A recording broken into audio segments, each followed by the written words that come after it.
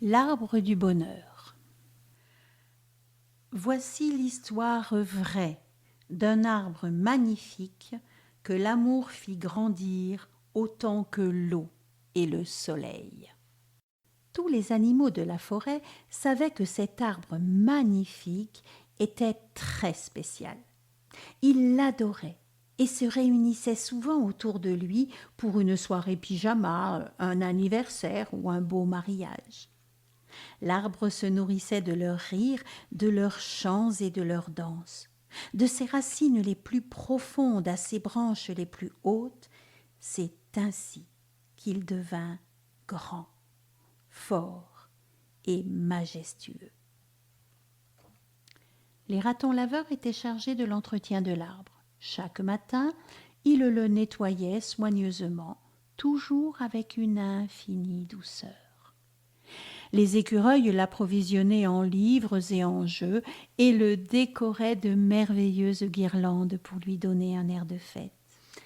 Mais certains d'entre eux étaient trop occupés à regarder les nuages ou à rêver des glands qu'ils dégusteraient bientôt. Cela ne faisait pas grand-chose. Pendant des années, les animaux étaient les seuls à profiter de leur arbre. Anniversaires surprises, pique-niques géants, fêtes costumées et défilés en fanfare, tous les grands événements se déroulaient sous son feuillage. Un beau jour de printemps, un nouveau visiteur s'approcha. C'était un homme âgé, grand et élégant. Lui aussi savait que cet arbre avait quelque chose de particulier. Avec beaucoup de précaution, il accrocha une corde à sa branche la plus haute. Le lendemain matin, une petite fille prénommée Charlie entraîna le vieil homme pour jouer dans la clairière. Quand elle aperçut la balançoire qu'il avait faite pour elle, ses yeux se mirent à briller. « Merci, grand-père !» s'écria-t-elle. « Oh, pousse-moi, s'il te plaît, très haut, très haut !» Les ratons laveurs et les écureuils cessèrent toute activité pour les regarder s'amuser. Jusqu'à présent, les habitants du village n'avaient jamais remarqué que l'arbre de la clairière était spécial. À partir de l'acte d'amour du grand-père de Charlie, quelque chose de nouveau et de beau se mit à grandir. Tous les jours, le grand-père poussait Charlie sur la balançoire. La petite fille était heureuse et riait aux éclats. Bientôt, d'autres enfants se joignirent à eux.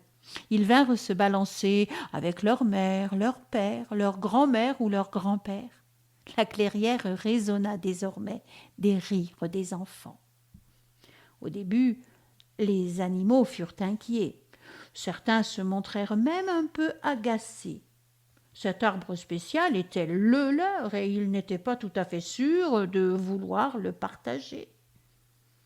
Dans leur terrier, les ratons laveurs se mirent à comploter pour chasser ces intrus.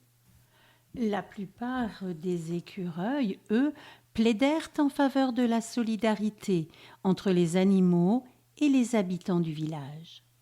Mais certains, comme d'habitude, n'étaient pas d'une grande aide parce qu'ils admiraient encore les nuages ou pensaient à leurs réserves de glands. Les villageois, petits et grands, étaient en fait de très bonne compagnie. Respectueux de leur arbre bien-aimé, ils se montraient très gentils avec ses occupants et leur offraient même des friandises. Les ratons laveurs conseillèrent donc à tous leurs amis d'être aimables eux aussi et de ne pas mordre ses voisins attentionnés. Il était temps de partager. Ce partage entre les animaux et les hommes dura pendant des années. Plus un anniversaire surprise, un pique-nique géant, ni une fête costumée ne se déroulait ailleurs qu'au pied de l'arbre, qui se nourrissait de l'amour et du bonheur qui l'entourait. C'est ainsi qu'il devint encore plus grand, plus fort et plus majestueux. Mais un jour, alors que le printemps succédait à un hiver long et rigoureux, aucune feuille, aucun bourgeon n'apparut sur les branches de l'arbre. Il semblait endormi et ne se réveillait pas. Ce printemps-là, le grand-père ne revint pas non plus.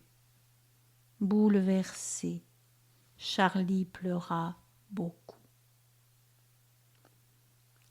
Le mois suivant, des personnes en uniforme vinrent au pied de l'arbre et déclarèrent qu'il était devenu dangereux.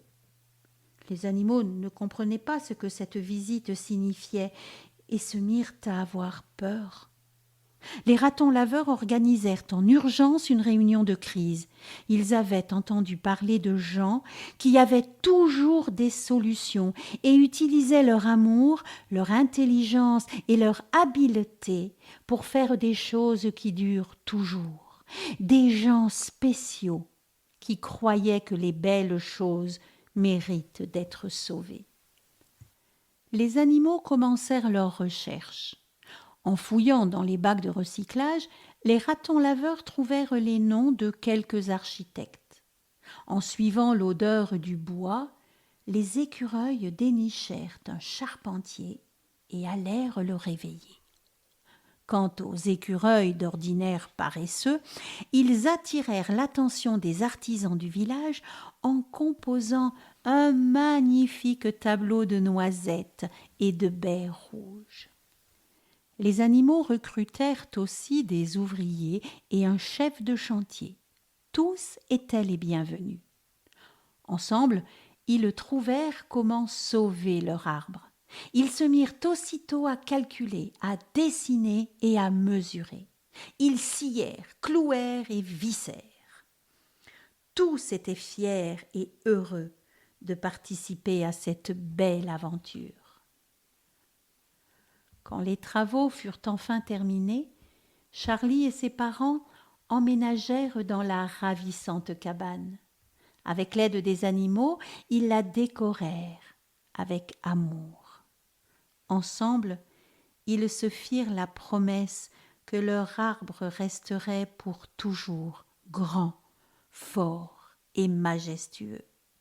Aujourd'hui encore, suspendu à sa branche la plus haute, la balançoire fait le bonheur des enfants. Et du haut de sa chambre, la petite Charlie sourit en pensant à son grand-père qui restera pour toujours dans son cœur.